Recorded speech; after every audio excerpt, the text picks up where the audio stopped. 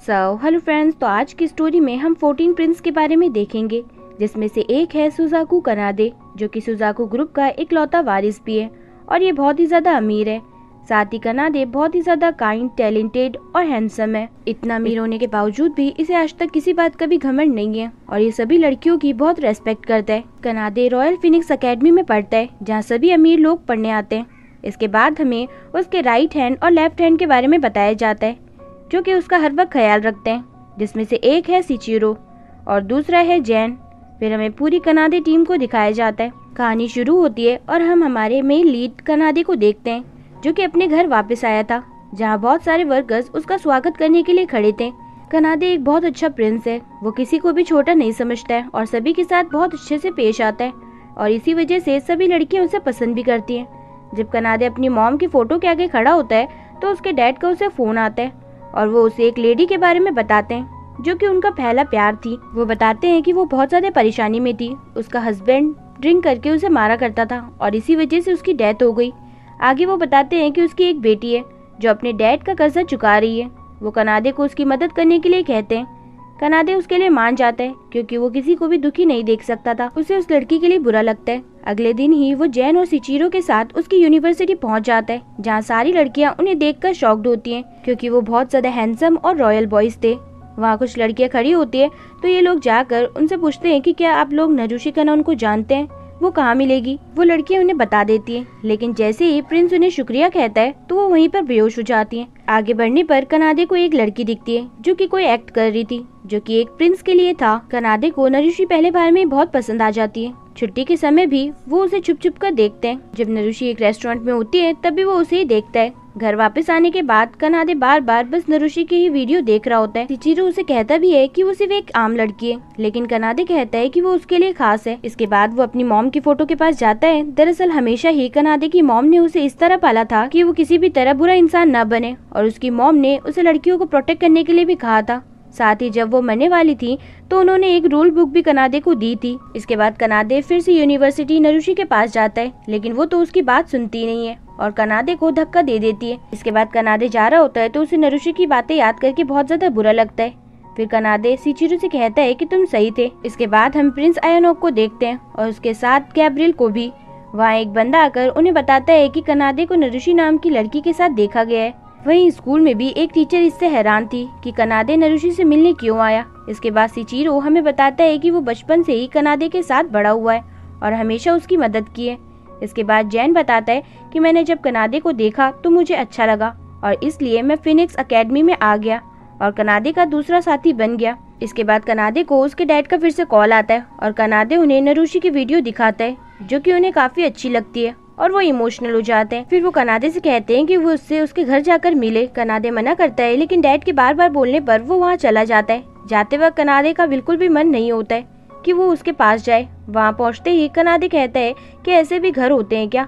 तभी बगल वाले घर से हारू नाम का एक बंदा निकलता है और कुछ लड़कियों के साथ चला जाता है। जाते हुए वो कहता है कि वो नरुशी से दूर रहे तो अच्छा होगा। तभी नरुशी भी बाहर आती है और उन्हें जाने को कहती है, क्योंकि वो उसके रास्ते में खड़े थे।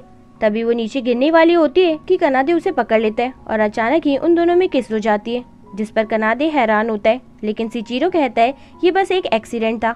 फिर सिचिरो हमें उसका एक सीक्रेट बताता है कि कुछ समय पहले से उसके दिल में कनादे के लिए फीलिंग्स आने लगी है, लेकिन वो कनादे को ये नहीं बताना चाहता क्योंकि उसे अजीब लगेगा। तभी वहाँ जैन आता है, जिसे सब पता था। वो सिचिरो से कहता है कि वो जेलस था ना जब नरुशी से कनादे की किस हुई। वहीं दूसरी तरफ यूनिवर्सिटी के उसी टीचर को देखते हैं, जो अपने सीनियर को बता रहा था कि नरुशी सुजाकू ग्रुप के डायरेक्टर के पहले प्यार की बेटी है, जिससे सीनियर हैरान होता है। वहीं जैन सिचिरो से कहता है कि एक दिन वो उसकी जगह ले लेगा। सिचिरो भी कहता है कि उसे जो भी करना है वो करे। इसके बाद हम देखते हैं कि कनादे के डैड आने वाले थे। जब कनादे बाहर आता है उससे पहले ही सिचिरो और जैन की बातों में लड़ाई चल रही थी। जैन सिचिरो से कहता है कि मेरे पास तुम्हारा एक सीक्रेट है। इसके बाद हम नरुशी की यूनिवर्सिटी का सीन देखते हैं, जहाँ उससे मिलने के लिए प्रिंस आयोनेक और गैब्रियल आए हुए थे। आयोनेक नरुशी से पूछता है कि वो कनादे को कैसे जानती है, तो वो कहती है कि मैं उसे नहीं जानती। इसके बाद हम कनादे के घर में टाकोटो नाम के एक बंदे को देखते हैं, जो कनादे से लड़ने लगता है। दरअसल ये कनादे के डैड के साथ ही आया था। कनादे के डैड कहते हैं कि ये उसका भाई है, जिससे कनादे भी हैरान होता है। फिर तीनों साथ बैठते हैं, जहाँ कनादे के डैड उन दोनों से कहते हैं कि उन्हें नरुषि की मदद करनी होगी। कनादे के डैड उन्हें नरुषि का एक लेटर भी दिखाते हैं जिसमें नरुषि ने लिखा था कि वो अपने डैड का कर्जा खत्म करने की कोशिश कर रही है। साथ ही उसने लिखा था कि उसकी मॉम हमेशा उनके बारे में ही बात किया करती थी, इसी वजह से उसने वो लेटर लिखा। कनादे के डैड दोनों भाइयों से कहते हैं कि वो उसकी मदद करे, उससे प्यार करे, उससे शादी करने के लिए भी कह देते हैं। दोनों भाई इसके लिए मना कर देते हैं और टाकोटो वहाँ से चला जाता है। कनादे अब भी वहीं था। उसके डैड उसे सोचने के लिए 3 दिन का वक्त देते हैं। बाहर जैन टाकोटो को नरुषि के बारे में बात करता हुआ सुनता है और हैरान होता है। वहीं कनादे सारी बात सिचिरो को बता देता है और सिचिरो उसे भड़काने में लग जाता है क्योंकि वो नहीं चाहता था कि नरुषि कनादे के पास आए। जब वो टाकोटो के बारे में सर्च करते हैं तो पता चलता है कि वो एक गैंग का लीडर है। सिचिरो कहता है कि अब ऐसे आदमी राज करेगा तो सब बर्बाद हो जाएगा। इसका मतलब ये था कि अब उसे नरुषि के पास जाना ही होगा, जो कि वो नहीं चाहता था। वहीं हम जैन को टाकोटो के साथ एक रेस्टोरेंट में देखते हैं, जहाँ जैन टाकोटो को जब नरुषि की वीडियो दिखाता है तो वो उसे देखते ही कहीं खो जाता है। मतलब ये था कि उसे भी वो पसंद आ गई थी। 3 दिन पूरे हो गए थे और दोनों भाई अपना जवाब लेकर अपने डैड के पास आते हैं। टाकोटो कहता है कि वो नरुषि के पास जाएगा।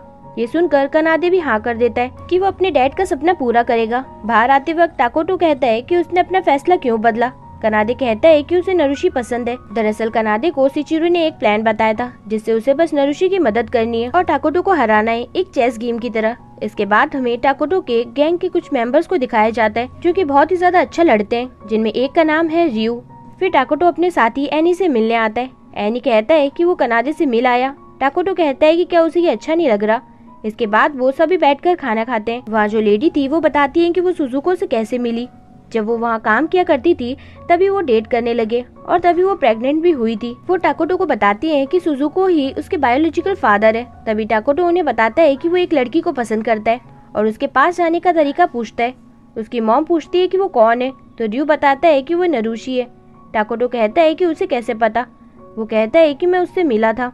वहीं कनाडे से जैन आकर कहता है कि उसने टाकोटो को नरुषि की वीडियो दिखाई थी। कनाडे को समझ आ जाता है कि टाकोटो पैसों के लिए ये सब नहीं कर रहा, बल्कि नरुषि उसे सच में पसंद है। वहीं रियू टाकोटो को बताता है कि एक दिन रात को वो ड्रिंक करके आया था और उसी ने ये सब उसे बताया था। टाकोटो बताता है कि एक दिन जब वो ब्रिज पर खड़ा था तभी एक लड़के को कुछ बंदे परेशान कर रहे थे। नरुषि आकर सभी को बहुत बुरा मारती है, जिससे टाकोटो बहुत ज्यादा शॉक्ड होता है, साथ ही बहुत ज्यादा खुश भी। रियू कुछ सोचता है और हम देखते हैं कि उस दिन ब्रिज के पास बस एक फिल्म शूट चल रहा था, लेकिन वो टाकोटो को ये नहीं बताता। अगले दिन दोनों उसकी यूनिवर्सिटी में जाते हैं, जहाँ फिर से वही 3 लड़कियां आती है और वो फिर से नरुषि का पता बताती हैं। दोनों शुक्रिया बोलते हैं और वैसे ही वो फिर से बेहोश हो जाती हैं। वहीं फिर से आयोनोक के पास वो 2 बंदे आते हैं जो उसे बताते हैं कि नरुषि से मिलने के लिए 2 प्रिंस आए थे। इसके बाद हम 3 प्रिंस को और देखते हैं, कोकी, केजू और रिकू, जो छत पर बैठकर नरुषि को ही देख रहे थे, जिसके पीछे टाकोटो और रियू थे। टाकोटो तो सीधा जाकर उसे गले लगा लेता है और उससे सारी बातें बोल देता है। वहीं ये बात एक पोस्ट के जरिए कनाडे को भी पता चल जाती है। वहीं हम नरुषि के पास रियू को देखते हैं, जिसने पहले ही आकर उसे बता दिया था कि वो टाकोटो के सामने अच्छे से पेश आए, इसलिए नरुषि ने टाकोटो को कुछ भी नहीं कहा था। रियू ने ये एक्ट करने के लिए नरुषि को पैसे भी दिए थे। रियू टाकोटो को खुश देखकर उसे कुछ भी नहीं बताता। दरअसल बचपन में हमेशा जब वो प्रॉब्लम में था और जब उसे कोई परेशान करता था तो टाकोटो ही उसकी मदद करता था और उसी ने उसे लड़ाई करना भी सिखाया था। वहीं रात को कनाडे को नींद नहीं आ रही होती है, क्योंकि वो बस नरुषि के साथ हुई किसके बारे में ही सोच रहा था। अगले दिन टाकोटो और रियू नरुषि की यूनिवर्सिटी पहुंच जाते हैं, क्योंकि टाकोटो नरुषि को देखना चाहता था। तभी बाहर उसे नरुषि दिखती है, जिसे वो डेट के लिए पूछ लेता है। रियू पीछे से उसे नेक्स्ट टाइम कहने के लिए कहता है। नरुषि ऐसे ही करती है, बदले में वो रियू से पैसे लेती है। यहाँ टाकोटो खुश था और वहाँ रियू के पास से पैसे जाते जा रहे थे। वहीं काउंसिल प्रेसिडेंट आयोनोक गैब्रिएल के साथ आ जाता है और टाकोटो से पूछता है कि वो नरुषि से मिलने क्यों आया है। टाकोटो कहता है कि वो उसे पसंद करता है, लेकिन तभी आयोनोक बताता है कि कनाडे भी उसे पसंद करता है। टाकोटो कहता है कि कनाडे उसका दुश्मन है। तभी वो नरुषि के पीछे चला जाता है। वहीं रियू नरुषि का नंबर 1000 यान के नाम से सेव कर लेता है। फिर रियू के पास एक प्रिंस आता है और उससे नरुषि के पास होने का कारण पूछता है। रियू कहता है कि ये उसका काम नहीं है। तभी वहाँ उस प्रिंस के दोस्त आ जाते हैं और वो रियू को देखकर उसके पीछे छिप जाते हैं। फिर यहाँ टाकोटो नरुषि का पीछा कर रहा होता है और टाकोटो का पीछा आयोनोक और गैब्रिएल कर रहे होते हैं। नरुषि एक जगह पहुंचकर सिगरेट पीने लगती है तो टाकोटो उसे रोकता है। यहाँ नरुषि उसे सब कुछ बता देती है कि उसके दोस्त ने ही उसे एक्टिंग करने के लिए पैसे दिए थे। तभी वहाँ रियू और स्कूल के कुछ प्रिंस भी आ जाते हैं। टाकोटो गुस्सा तो होता है, लेकिन वो इसके करीब जाता है और उसे किस कर लेता है।